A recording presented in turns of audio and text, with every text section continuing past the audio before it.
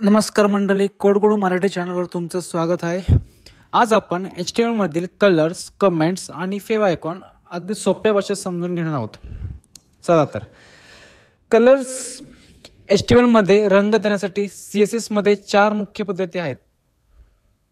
तर आपण पहिले कलरचे नाव, दुसरं HEX कोड आणि तिसरं RGBA आणि चौथं HSL आणि HSLA.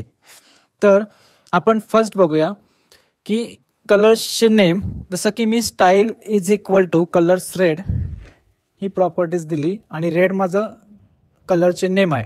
तर माझ्या H2 ला कलर लागणार रेड. ओके, सेम मला जर HEX यूज करून कलर द्यायचा असेल तर मी हॅशटॅग यूज करणार आणि कलरचा कोड टाकणार. जसं की मी हॅशटॅग 1E90FF आता टाईप करतोय, तर मला एक कलर डिफाईन होतोय माझ्या टेक्स्टला.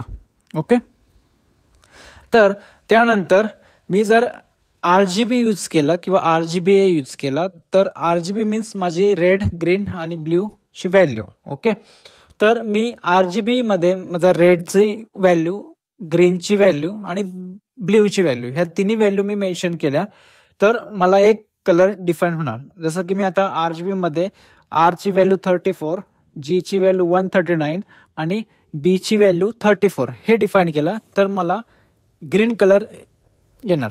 ठीक आहे, तर असंच आपण RGB मध्ये कलर डिफाईन करू शकतो. तसंच की आपल्याला HSL, तर HSL मध्ये HSLचं मिनिंग आहे हू, सॅच्युरेशन अँड लाईटनेस. तर HSL मध्ये हूची व्हॅल्यू, सॅच्युरेशन आणि लाईटनेस हे आपल्या पर्सेंटमध्ये दाखवणार आपण, बिकॉज लाईटनेस आणि सॅच्युरेशन हे आपलं नेहमी पर्सेंटमध्ये देणार.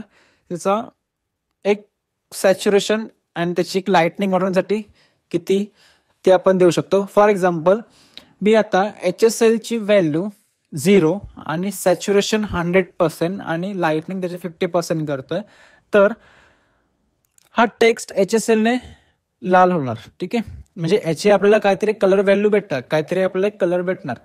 हू म्हणजे 0 ते 360 मीन्स कलर कोण. ओके, आणि सॅच्युरेशन म्हणजे 0 ते 100% रंग, जो आपला रंग असेल त्या रंगाची तीव्रता.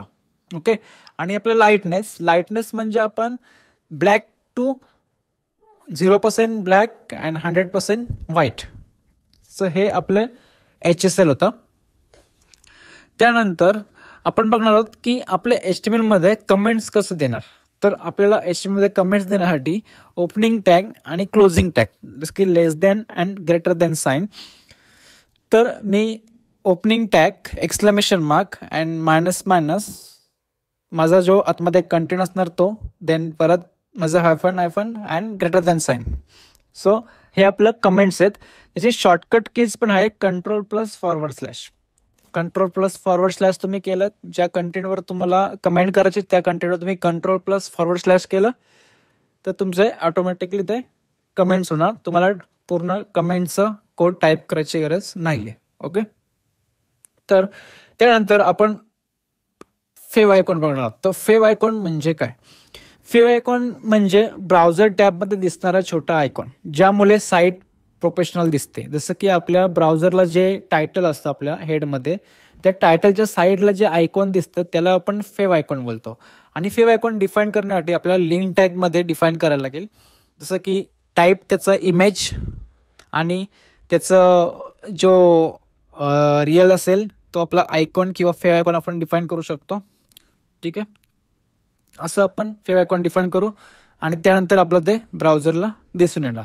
मग फेव आयकॉनमध्ये तुम्ही इमेज टाकू शकता किंवा फेव आयकॉन तुम्ही जनरेट करू शकता ICO मध्ये, फॉर्मॅटमध्ये, PNG format, JPG format, any format.